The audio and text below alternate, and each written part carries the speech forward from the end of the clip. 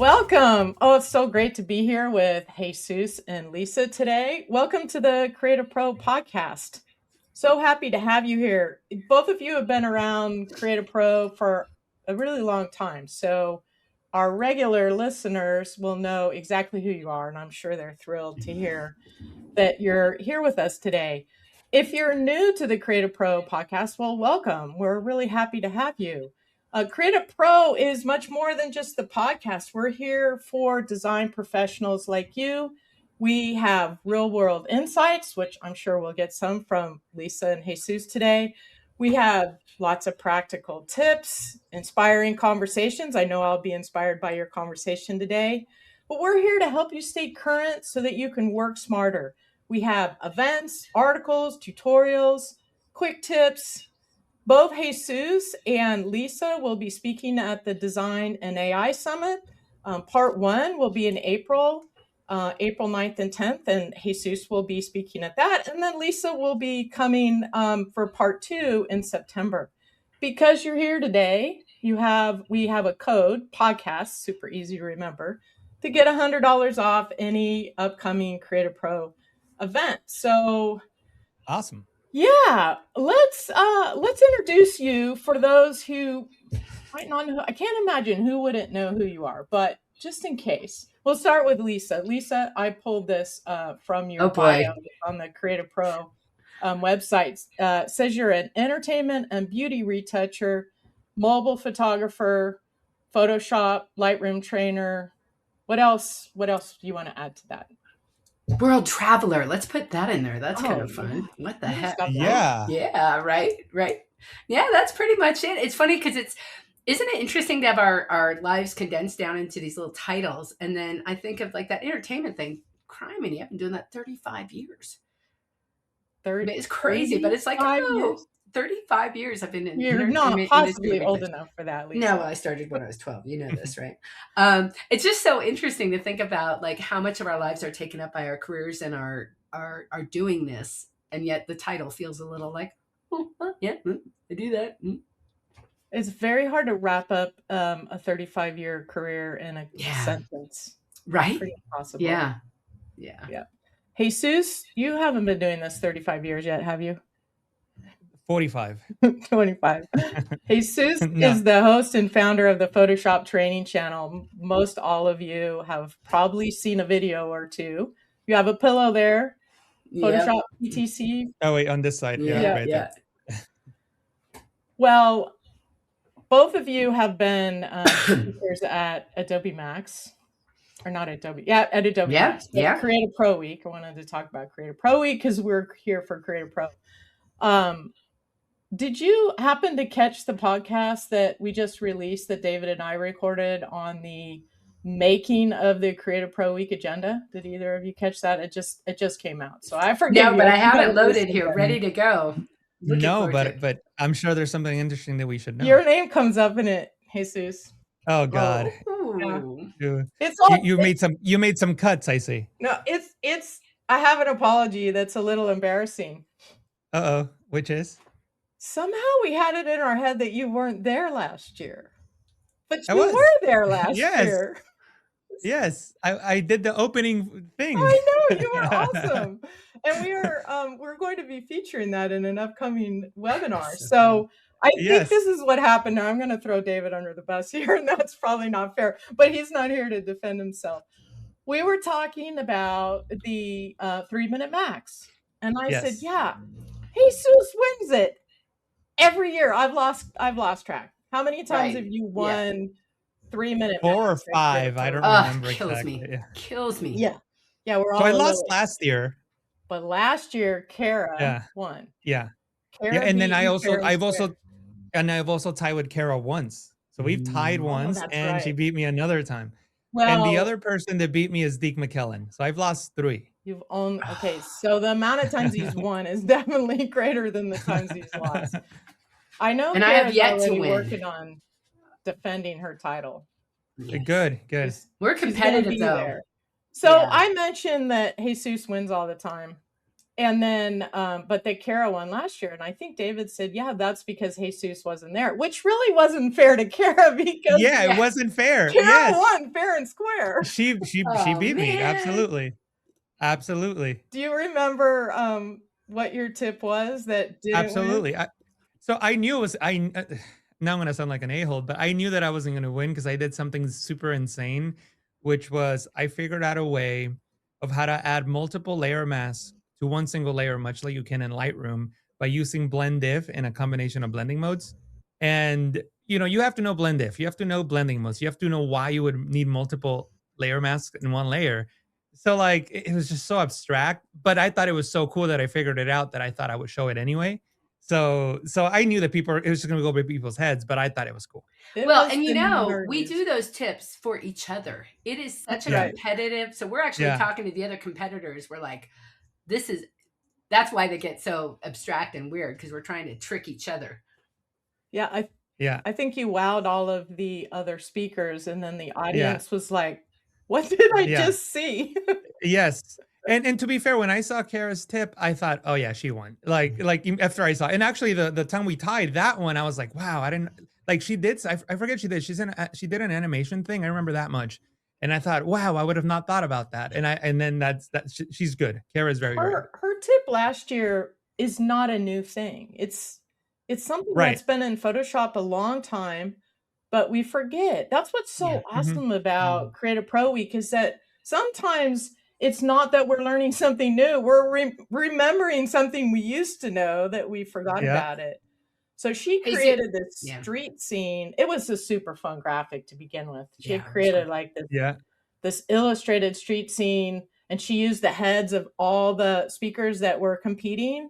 Yeah. And some of us were walking and some of us were on bikes, and it was great. It was this great composite. And the tip was, it's very hard to find a layer if the layer view is in the default setting to the boundary of the canvas. But she showed how to change that to the boundary of the contents of the layer. And then it was really easy to see. So brilliant. So start working on your... I'm so sorry, I didn't mean to talk over you, honey. I was going to say, Jesus had the greatest thing he said to me. I think it was like last year. He was saying he was looking up a tip to do, and he found his own video. And like, you forget what you already know, even though you've taught it sometimes. Do you remember that, Jesus? It was so funny. I mean, it happens all the time. Because I usually like to reference .helpx at adobe.com or whatever, the official Adobe, thing. So I usually on my searches for Photoshop stuff, I'll type helpx and then whatever I'm looking for. And then a lot of the times I'll go read an article and then I'll see it, the byline, and I wrote it, and I completely forgot that I wrote that. So it happens all the time. So great. Well, you guys, I'm going to drop off and before you drop off, I want to say something. Okay. Because I just had a memory, and I don't want to have to apologize. Kind of like you and David. I think Nigel French might have also beaten me one year. I think and I don't I have that memory. So I just want to give a shout out to Nigel French, because I think he did beat me one year as well. Oh, awesome job. I can't remember. I'm not sure I was there for. All I know is I've never won. So I never beat you. Let's just give one more pitch for Creative Pro Week. And Lisa, we're so sad that you can't make it this year. I know, it's going to be the first time in many years I'm missing out. I'm terribly We're going to miss you. Nashville will also. Why don't you get it cut out? You could take a cutout of me, Jesus, and just. I think we need to do that. And demo. You could do. Well, banana heroin. Yeah. Well, Creative Pro Week will be in Nashville this year, June 29th to July 3rd. Jesus will be there presenting 2 sessions. Sadly, Lisa won't be there this year, but Lisa will be presenting at the Design and AI Summit in September. Jesus will be presenting in April. April part 1 is April 9th and 10th. And I think that both of your sessions in Design and AI will be similar, because both of you bring real world workflows. Whatever you're teaching is very real. These are the things that work in the production work that you do.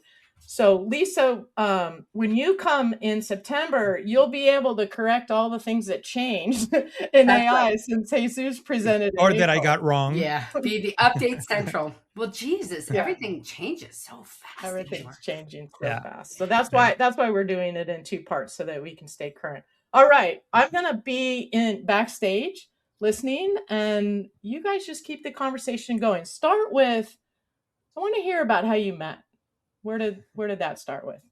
Yeah, let's start with that. Yeah. Well, I'll tell you how I remember it, because I think Lisa has a different memory of it. I remember meeting you at CreativeLive, which is, at the time, you would fly into Seattle, and you would meet a lot of different presenters at the Photoshop events. And I met you there. I met Ben Wilmore there.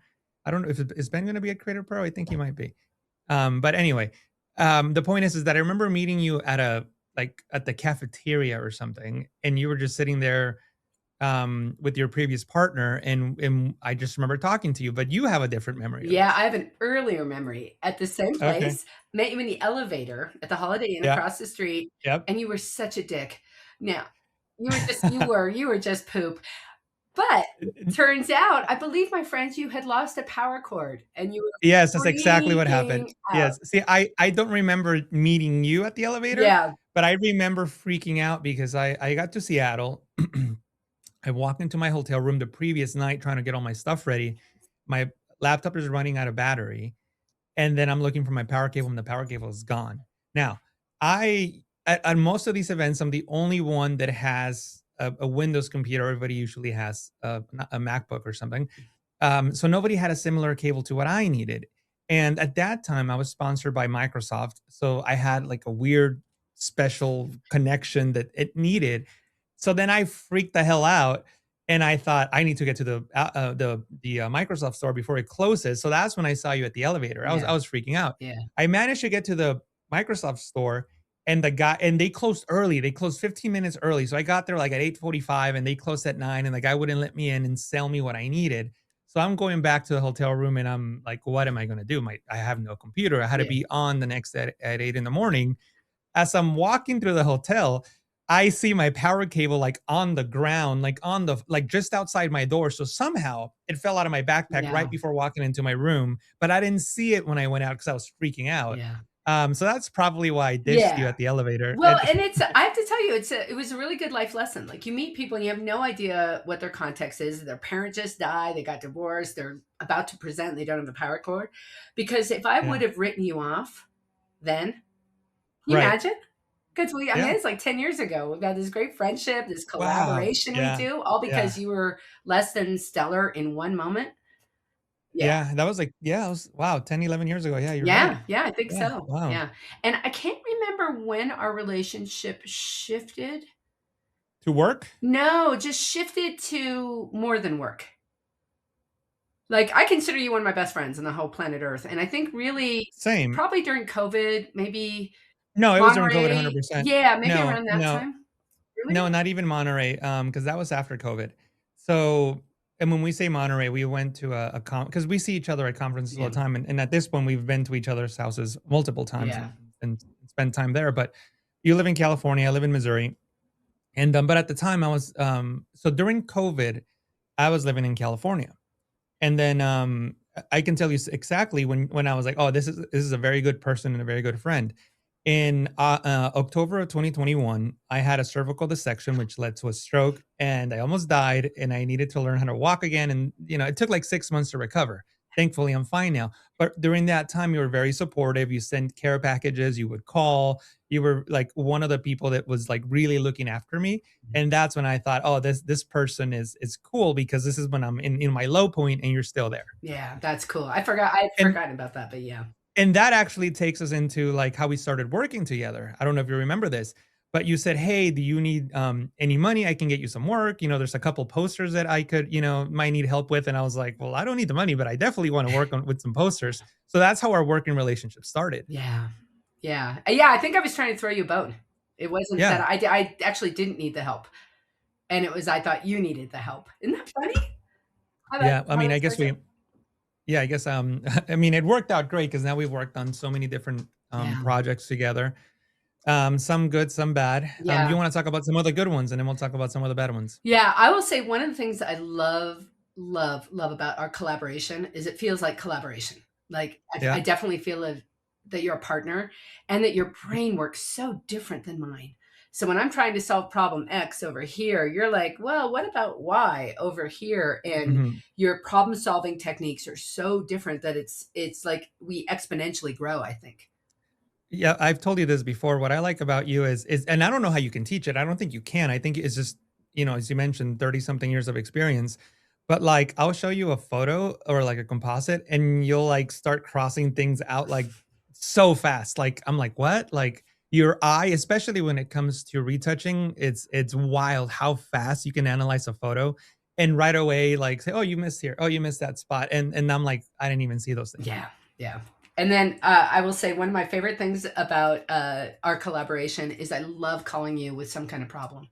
Like I need to figure out how to apply a smart filter to 17 different things and have it update automatically. And how would you, how many calls have we had like that? And you're like, all right, tell me what's the project? What are we doing? We just had one about 2 weeks ago. We did. That's right. Yeah. Right. You haven't tried out the solution yet. So you'll let me know when it works and we'll come back and let people know how it worked. Yeah. I think it's going to be amazing, actually. Top secret. Yeah. We'll have to explore that later. Yeah. What would you say one of your favorite things we did together, if you had a project that you really enjoyed working? There's been a few that I really liked. I'll briefly mention them, but the one that I want to spend a little time on is I think you'll know which one it is. But I've liked. We did okay, I'm going to change my answer. I have two that I really really like, and I think people will get a lot of value out of this. We worked on I think it was NCIS Las Vegas poster. And the client needed a daytime and nighttime solution CIS for the poster. CIS. CIS Vegas. That's what it was. Yep. Yeah. I am horrible with names for everything. So I apologize because I don't remember everything I've worked on, of course, and I definitely don't remember names. But so I remember that we needed to figure out how to Photoshop Vegas from day to night, but it needed to be the same photo. Like we couldn't like, oh, here's a picture of Vegas at night and here's a picture of Vegas in the daytime, but there were different photos. It had to be the same one. And to Photoshop something from day to night to look realistic, especially with a ton of buildings, a ton of lights, it was going to be very time consuming. It was not going to look great. So then I thought, oh, why don't I find an Adobe stock? What are they called again? I forget the name. Video clip? A video clip, but that goes from day to night. Like a time lapse of Vegas from day to night. So I just downloaded a video from Adobe stock, took the daytime image, and then fast forward the video till night, and then took that screen grab, and that's what we used for the poster. And I thought that was I really enjoyed working on that one because I was like, how am I going to figure this thing out? I will say that is one of your greatest outside the box thinking that I'd ever seen. It was like, holy crap, he took a video. Because before Nano Banana, before you could do relighting and things like that, it was chef's kiss genius.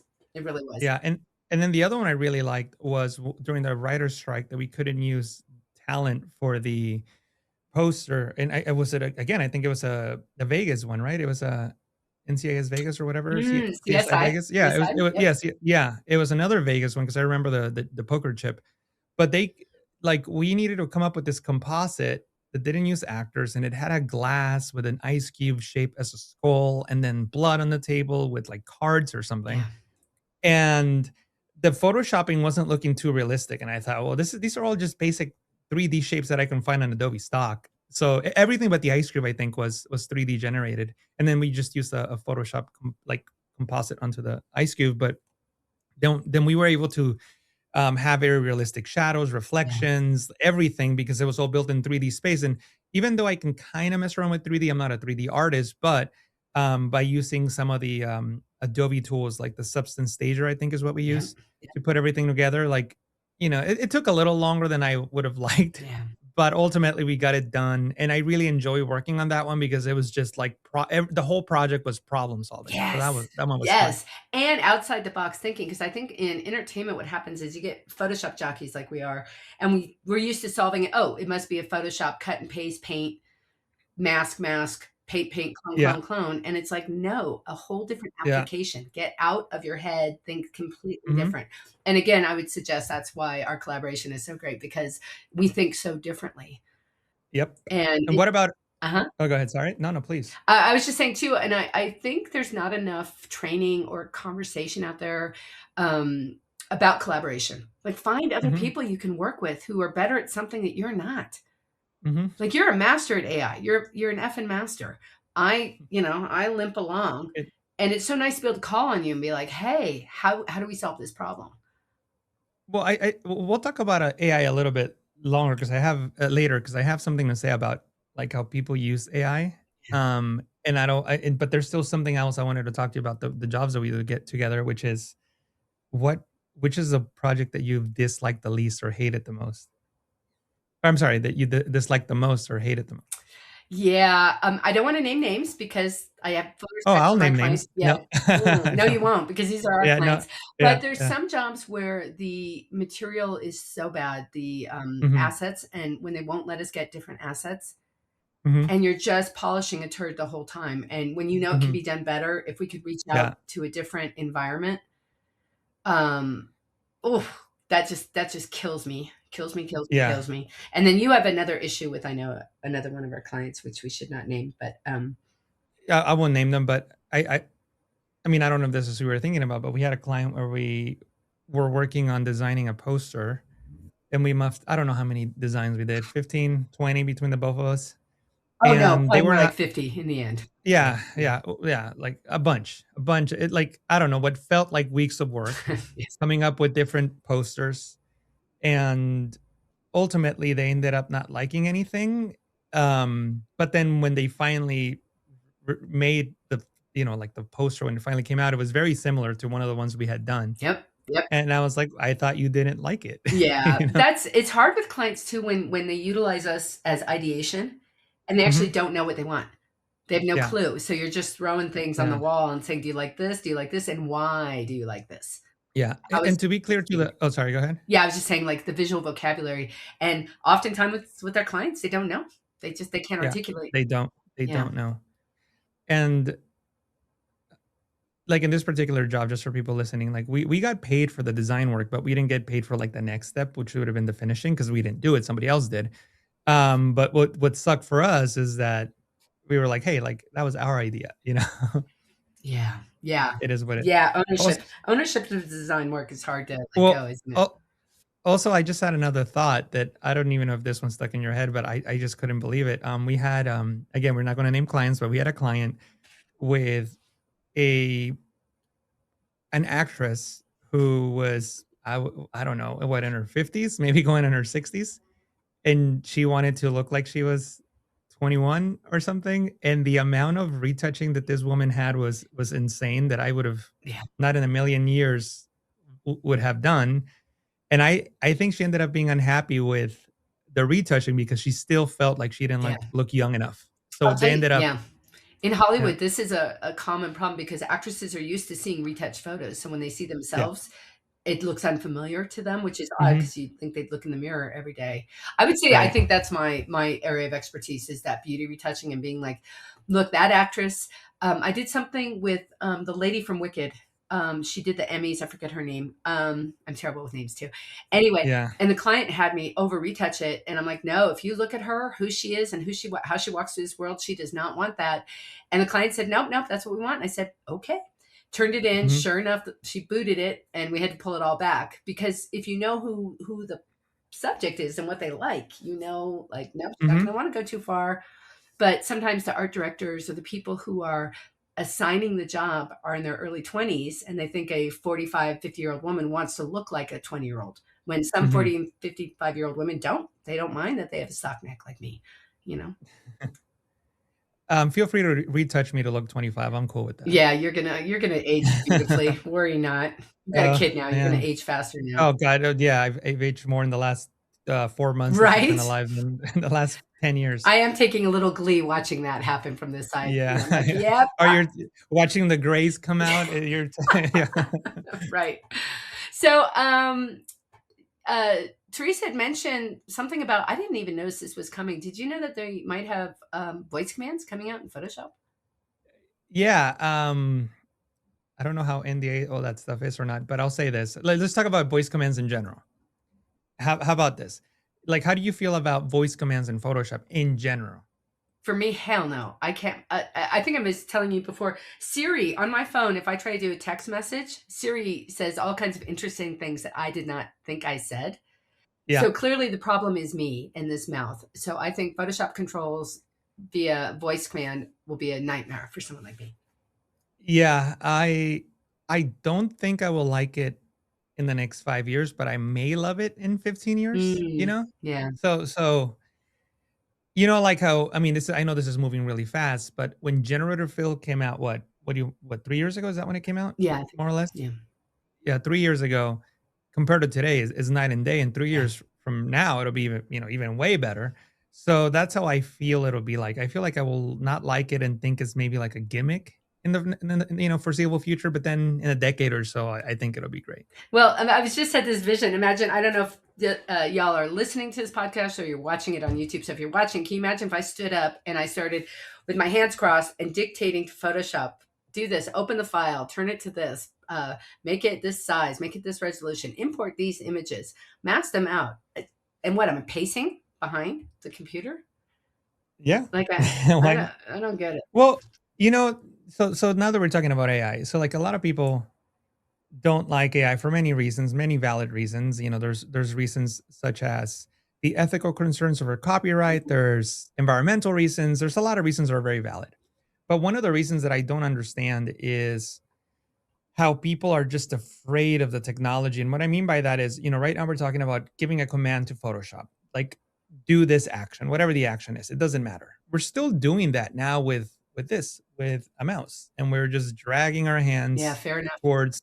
And so like in that context, to me is like, I'm still giving it a command, still coming out of my head, whether it's me dragging a mouse and clicking or you doing a keyboard shortcut or me saying it, it's still my command. So in that context, I have no. Agreed. Well, and Jesus, maybe it's no different than, are you using a mouse or using a pen even? Like, you're right. What tool do you like? Yeah. So fair enough.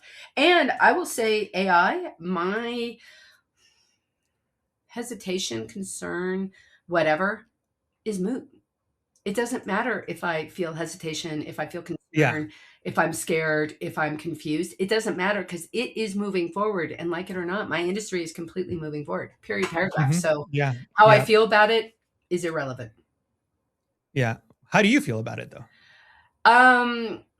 Oddly enough, I'm a little sad because I like the functionality. Like I liked masking. I like painting a hair mask. I like that kind of physical motion. So I would say, I'm a little sad. I'm a little sad. Yeah. But it's irrelevant. So I have to just move on. I'm an endless optimistic, and I love it. I think it's fantastic. I wish I had more hours in the day to try more things out. I've been trying a lot of different models outside of Adobe, and I'm not just saying like partner models like Google Banana, but like I should say platforms outside of Adobe is what I really should say.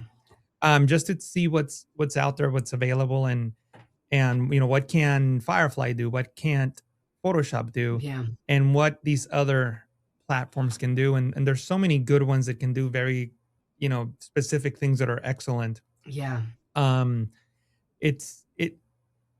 Okay, so like, how do I feel about it in the context of Adobe and specifically Photoshop? I actually think they're following rather than leading, which to me could be a mistake for Adobe or Photoshop as a product. It could be detrimental in the long run. And what I mean by that is, if I'm going to take it back like 25, 30 years, when I was a kid and I was learning how to do all this stuff, I remember thinking, I want to learn how to do movie posters. And what tool do these artists use to do that? Yeah. And the answer was always Photoshop. And that's what I'm going to learn because that's what pros use. Yeah. Now, I feel that Photoshop is becoming a legacy tool in our industry. And we have to turn in everything as a PSB, Photoshop Big File, essentially a PSD. The moment that changes, I don't think Photoshop will have a stronghold in this industry, in our industry. And I'm sure it's the same for many others, because there's a lot of other platforms that deliver results better, faster, whatever. Maybe not give you the entire tool set that Photoshop does, yeah, but definitely gives you the result that a specific, job may require. yeah. So I see as Photoshop following these other platforms. Like, for example, Photoshop wasn't the first platform to have partner models. It was not the first one to use a generative fill workflow. So I feel that Adobe and Firefly as a platform are playing catch up rather than lead. And I think that could be a really, really big problem in the future. I haven't seen anything that Adobe has put out that I'm like, wow, they're really pushing the envelope. They're the leaders in this industry. Yeah. It's always been trying to catch up to someone else. Yeah, this is a really interesting conversation, because then it is, as users and or future users, people who want to get into industries or people are moving on. I think this is where, this may sound strange, collaboration is going to become even more important. Because like for me, my brain and the partner models stuff, that's very hard for me to experiment. Your brain, not hard. So for me, you're a huge asset, because I'm like, great, I'm going to partner with Jesus and then be like, let him run through the toolbox, check what works, and say, hey, Lisa, here's what we should be using. And this is why. And so I think collaborating is going to be really imperative for folks, designers, retouchers, et cetera, going forward, because you won't be able to stay on top of all of it. So I'm suggesting y'all out there, make some friends, get some partners, and so you can divide the workload and divide the educating. Do you understand what I mean by educating? Like the learning, like you go learn X, I'm going to go learn Y, and let's meet in the middle and see what we discover. And I'm glad you used the word toolbox, because people often ask me, how do you feel about AI? And I'm like, I don't know. Like, I don't know. I don't even know what that means.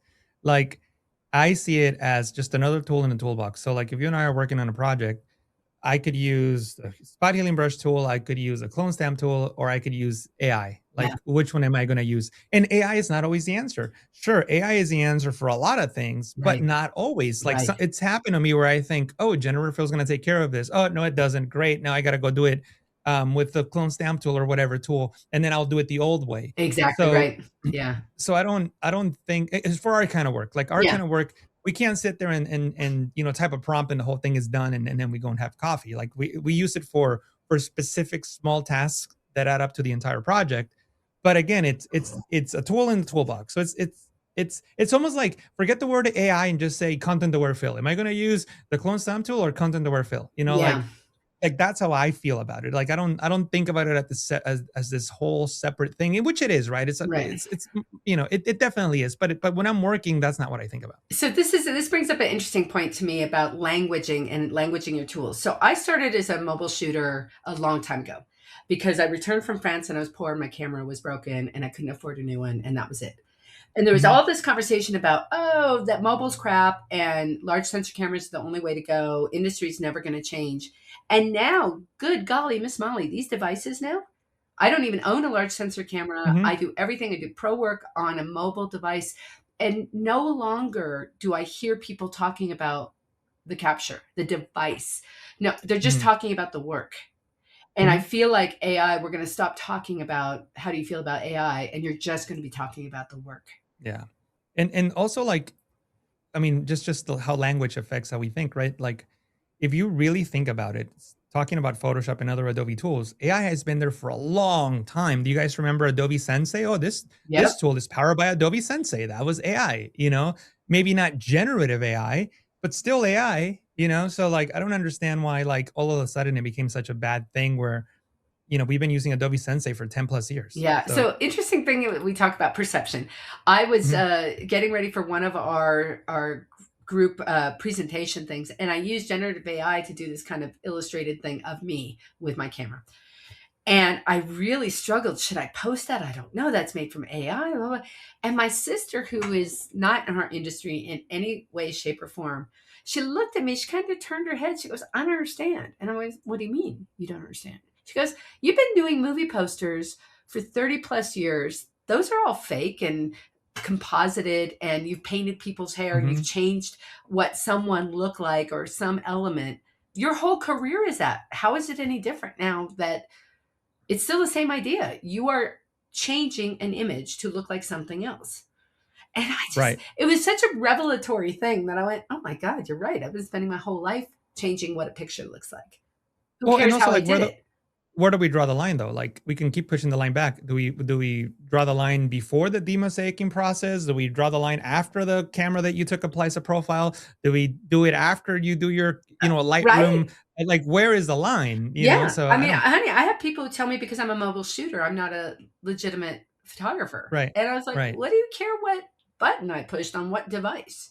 So I don't know. I think it's all very interesting, this philosophical issue we're having about AI or AI. See, and this is like when people ask me like, oh, what should I be learning? And I was like, well, at the end of the day, you got to think of like what industry you're in. If it's something like what you and I do, the first thing I tell people to learn is traditional art. Like learn how to draw, learn how to composite things, with your hand and a pencil and a paper, because that's how I learn. And like, that's how my brain still works. I don't think about like, oh, I'm going to grab the, curves adjustment layer to do this. In my mind, I'm thinking, oh, and I need more contrast here. What tool will get me that? Oh yeah, the curves adjustment layer. You know what I mean? Yeah, this is great. It's not the tool, is it? It's what are you trying to make and why?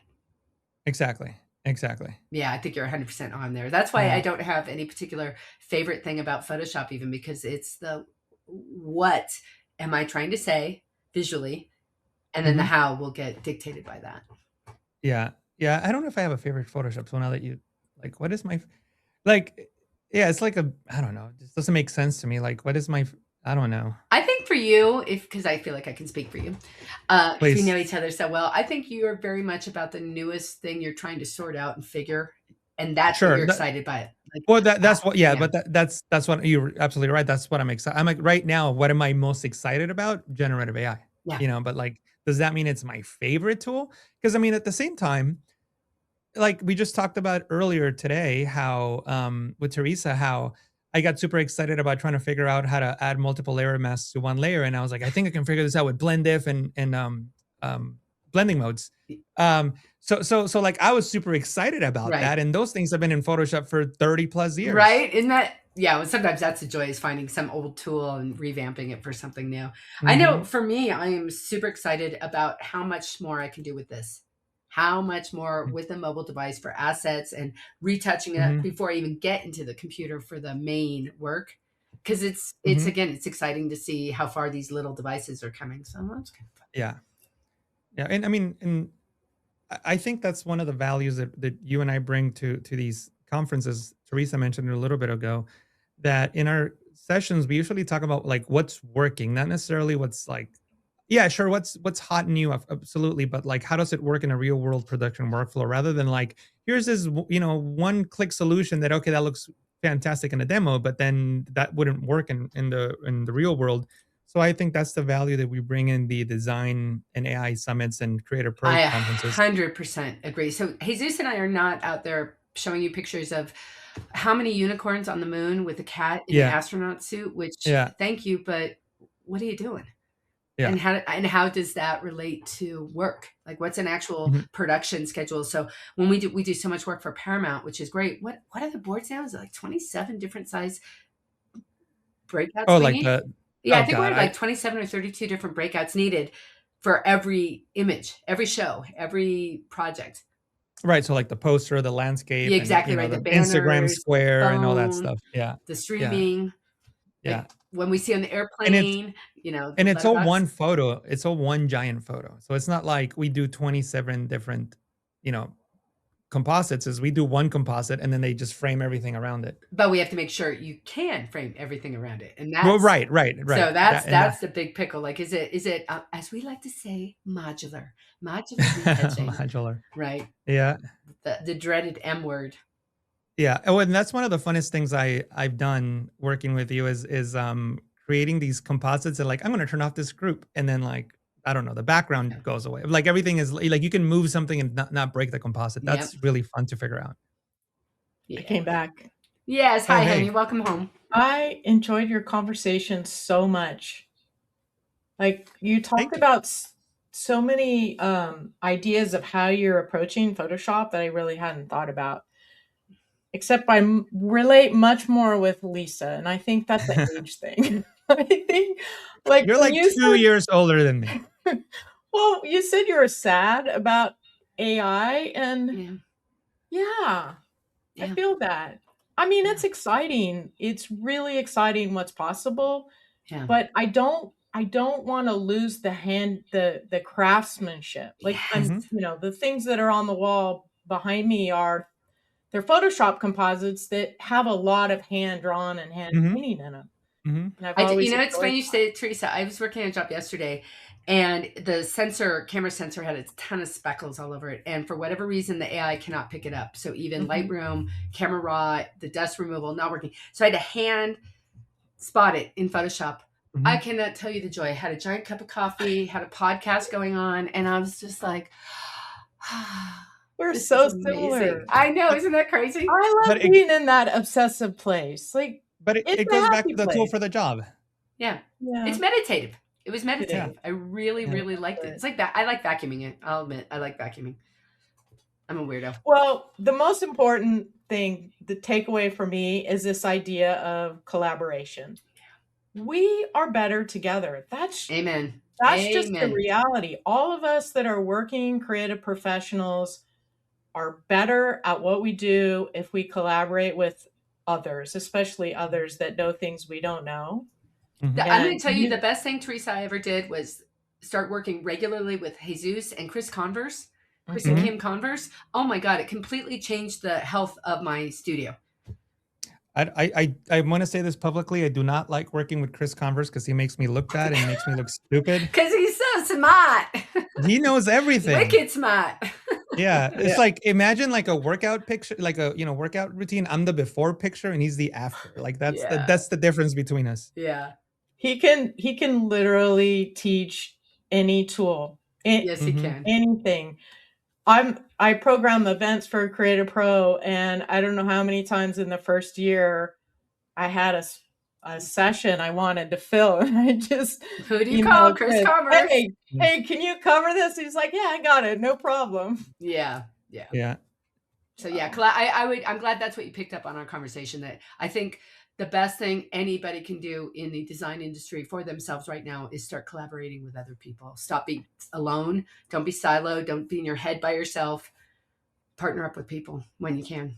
And that's why you should all be members of CreativePro. The best thing that I ever did for myself and my career was to become part of this community. Yeah. And make 100%. Friends with you guys and everybody else that's part of the CreativePro community. Yep. So I invite everybody.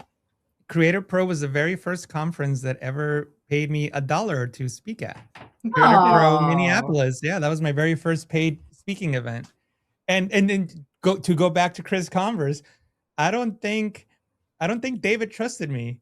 And he's like, you're going to do one session and you're going to have a partner and it's going to be Chris Converse. And I was like, all right. But it went well. So isn't that fair? And I have partnered with Chris for presentations. He's great to present with. Yeah. We all love Chris. We're having a Chris love fest here. We're going to have Chris on the podcast. You should. And he'll say nice things about us, I'm sure. What are you guys working on now? Let's wrap it up with that. What you got? Any projects going that you can share, or is it? I'm raising a child. That's my new project. Yeah, she's raising you, sunshine. Well, that's true. My daughter's 4 months old, so which makes work incredibly challenging. But I think what I'm focusing on now the most is for the longest time I've had, as you mentioned it earlier, Teresa, a YouTube channel, and I never really focus on creating like large courses. So that's actually what I'm focusing on now. Like I just published on my website a masking course and an AI course. And they're just like 4 or 5 hour courses on that stuff. So that's what I'm focusing on in the last couple months. Great. Wow, good to know. Yeah, and I'm all about figuring out a mobile workflow, a professional mobile workflow, because anymore you can get so much done at this stage on a mobile device before you even get into the box, as I like to call it, for the rest of the work. So and you're using Lightroom for that, right? Lightroom and, oddly enough, Photoshop on mobile. Photoshop on mobile is incredibly powerful, and it uses AI technology, so it's full res, even though you're down on a little device. And that's all transferable to the big box. So if I'm on location and I need to expand a canvas, you cannot do that in Lightroom. You have to use Photoshop on mobile. So I'm looking at them as seamless integrations, not either or. Well, we're going to have you do a session on that. Yeah.